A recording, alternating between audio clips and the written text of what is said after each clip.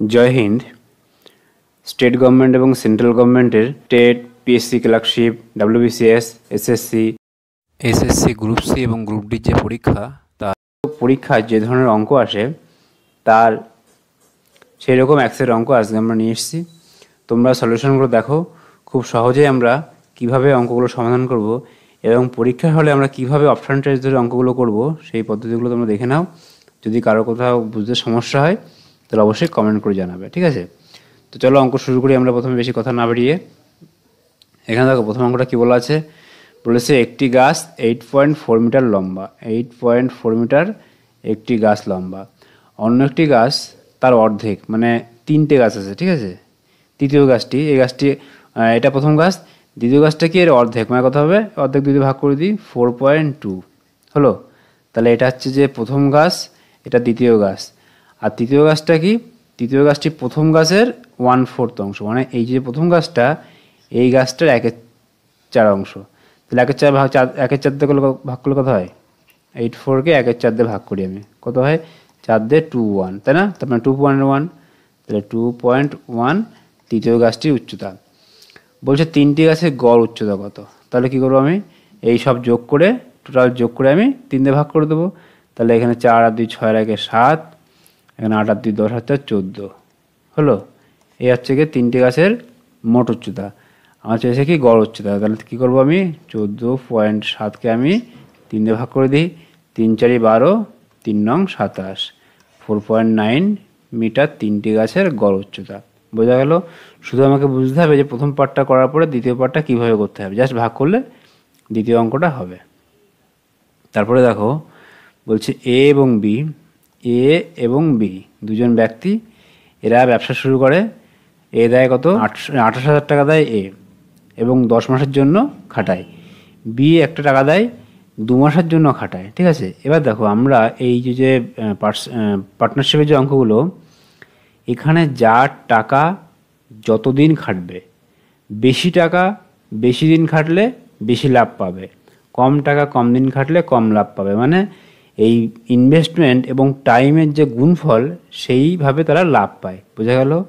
ধরো কেউ 10 টাকা দিল, 5 মাস খাটলো, তাহলে 5 10 50, তার অনুপাত হচ্ছে 50 ভাগ পাবে সে লাভ। আবার কেউ 100 টাকা দিয়ে 2 মাস খাটলো, তাহলে সে 100 দুগুণ 200, তার ভাগ 200 ভাগ। বোঝা গেলো? এইভাবে ভাগগুলো হয়। এবার দেখো এ দিয়েছে ক টাকা, এ দিয়েছে 28,000 টাকা, ঠিক আছে?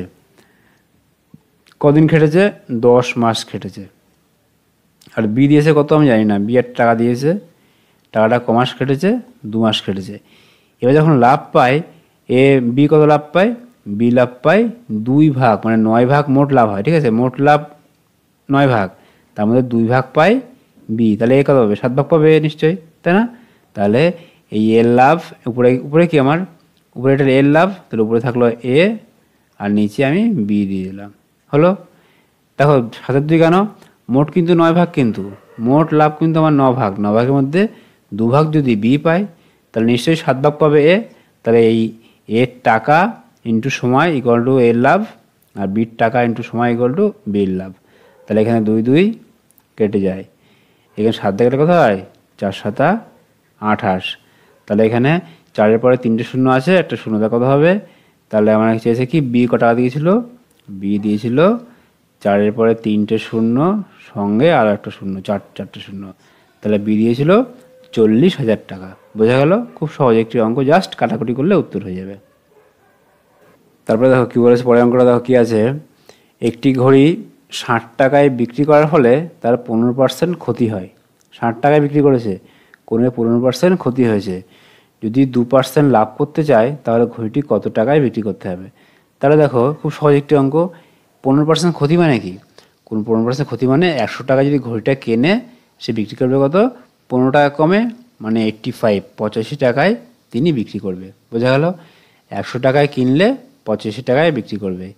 এবার কি বলেছে? 60 টাকায় বিক্রি করেছে না? তাহলে তিনি অলরেডি 60 টাকায় বিক্রি করেছে, তাই না? তাহলে তার কেনা দামটা কত প্রথমে বার করতে হবে, ঠিক আছে? তাহলে 85 ভ্যালু কিন্তু 100, আমার 60-এর ভ্যালু কত বার করতে হবে, ঠিক আছে? কিন্তু এখানে কি বলেছে, আমার 2% লাভ করতে হবে না, তাহলে তিনি আরও 2% বেশি লাভ করবে। তাহলে দেখো এখানে আমি যদি সহজে করি অঙ্কটা, তাহলে কি করব আমি, তাহলে আমি এখান থেকে লিখি যে 60 টাকায় বিক্রি করে ওই ব্যক্তির 15% ক্ষতি হয়, তাহলে ওনার কেনা দাম কত? কেনা দাম নিশ্চয়ই বেশি হবে, তাহলে উপরে কত হবে? উপরে 100 হবে, আর নিচে কত? নিচে আমার 85, তাই তো? 60 গুণ উপরে 100, নিচে 85। বোঝা গেল কেন করলাম? কারণ দেখো 85 এর মূল্য 100, 60 এর মূল্য কত? 85 এর মূল্য কত? 85 সমান সমান 100। 1 মানে কত? 1 মানে 85 তোলা চলে যাবে না, আর 60 মানে কত? 60 মানে গুণ হয়ে যাবে। তো এটা কী হবে? এটা ঘড়ির কেনা দাম। তারপরে লাভ করবে আবার, তারপরে তিনি কী করবে? আবার 2% লাভ করবে না, তখন 100% কিনে 102% বিক্রি করবে। মানে কত? 102% তিনি বিক্রি করবেন। নিচে 100, এই 100 100 কেটে যায়, 17 দিয়ে কাটলে 6, 17 দিয়ে কাটলে 5, 5 দিয়ে 12, তাহলে 6 বরং কত? 6 বরং 72। তাহলে তিনি 72 টাকায় ঘড়িটি বিক্রি করলে তার 2% লাভ হবে। বোঝা গেল কেন 85 নিচে গেল? কারণ যখন লসে বিক্রি করে তখন ঘড়িটির আসল দাম বার করতে গেলে আমার বেশি দামে বিক্রি করতে হবে। তারপরে অঙ্কটা দেখো, একটি ত্রিভুজের 3টি কোণ অনুপাত 3, 5, 10, বৃহত্তম কোণের পরিমাণ কত? তাই দেখো একটা ত্রিভুজ যদি আমি আঁকি, এই ত্রিভুজ এই এ বি সি, এবার দেখো যদি এই কোণটা 3 হয়, এই কোণটা 5, এই কোণটা 10, আমরা কি জানি? ত্রিভুজের 3টে কোণের সমষ্টি 180 ডিগ্রি। তাহলে ধরে নিই প্রথম কোণটা 3x, পরের কোণটা 5x, তারপরে কোণটা 10x। বোঝা গেল? তাহলে 3টে কোণের সমষ্টি কত আমার? 180 ডিগ্রি। তাহলে যোগ করি 3 আর 5, 8 আর 10, 18। তাহলে 18x এর ভ্যালু কত? 18x এর ভ্যালু 180 ডিগ্রি। x মানে কত হবে? 18 দিয়ে ভাগ করলে 10, তাহলে x এর মান 10। তাহলে বলেছে বৃহত্তম কোণটির মান কত আমার? বৃহত্তম কোণের পরিমাণ কত? তাহলে কত? 10x না? তাহলে 10 গুণ 10 মানে কত? 100 ডিগ্রি হবে বৃহত্তম কোণটির মান। অপশান এ আমার উত্তর। বোঝা গেল? তারপরে দেখো কোনো একটি দ্রব্যের 20% ট্যাক্স বাড়ানো হলো, তাই তো? তাহলে ছিল মনে করো দ্রব্যটির দাম 100 ছিল, এরপরে 20% বেড়ে গেল না? 120/100। তারপরে কী হলো? আবার দ্রব্যটি ব্যবহার কী হয়? 20% কমে যায়, মানে 20% কমে কত হয়? 80 হয়ে যায় না? 80/100। তাহলে আলটিমেট কী হয় দেখিনি? এই 0 এই 100 কেটে যায়, এই 0 কেটে যায়, এই 0 কেটে যায়, কত হয়? 8 বরং 96। তাহলে আগে ছিল কত? আগে ছিল 100 না? এখন কত হয়? 96 হয়। তাহলে 4% কমে যায়। ঠিক আছে? তাহলে অপশান সি আনসার। কিন্তু আমরা এভাবে করতে পারি, অথবা আমরা এবির নিয়মে করতে পারি। সেখানে কি প্রথমে 20% বেড়ে গেল না? +20, তারপরে 20% কমে গেল -20, তারপর এই দুটো গুণ হবে আমার, প্লাস গুণ মাইনাস কত হয়? এই দুটো গুণ হবে, মাইনাস প্লাস কী হয়? গুণ করলে -20 গুণ 20, 20 গুণ 20/100।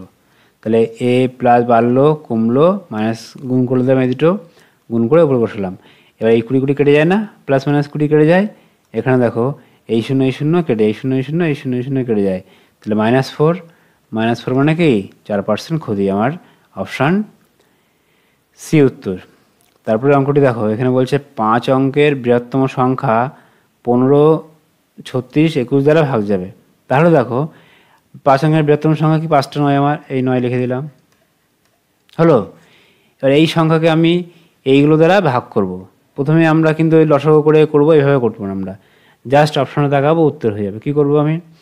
দেখো প্রথমে কি দেখবো?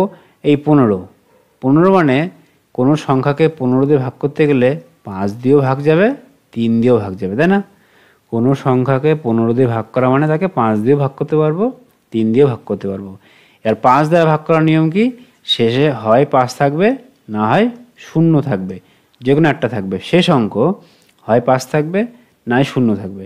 তাহলে আমি যদি এটা দেখো, এটা শেষে 5 বা 0 নেই, এটাও 5 বা 0 নেই, এটাও 5 বা 0 নেই, তাহলে এটা আছে, এটাই উত্তর আমার। আর অঙ্ক করার দরকারই নেই আমার। এরপর না গেলে আমরা তখন 36 দিয়ে দেখতাম, 36 মানে কি? 9 দিয়ে যাবে, 9 দিয়ে মানে সাম অফ ডিজিটস 9 দিয়ে যাবে, তাই না? 21 হচ্ছে, 21 মানে 7 দিয়ে দেখবো আমরা, তাই না? এগুলো করতেই পারতাম, কিন্তু করার দরকার নেই আমার, জাস্ট এভাবে করলেই হয়ে যাবে। বোঝা গেল? তাহলে আমার এই 5 বা 0 একটা অঙ্ক দিয়ে আমরা এভাবে করতে পারবো। তোমরা অঙ্কগুলো দেখবে, যদি কারো কোথাও বুঝতে সমস্যা হয় অবশ্যই কমেন্ট করে জানাবে। ঠিক আছে? জয় হিন্দ।